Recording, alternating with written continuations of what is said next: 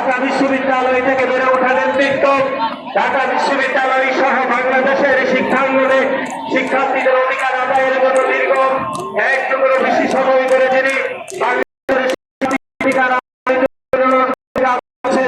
বাংলাদেশ জাতীয়তাবাদী ছাত্র দল কেন্দ্রীয় সংসদের বিপ্লবী সভাপতি জনাব রাকিবুল ইসলাম রাকিব আজকের এই তারুণ্যের অধিকার সমাবেশে সভাপতিত্ব করবেন।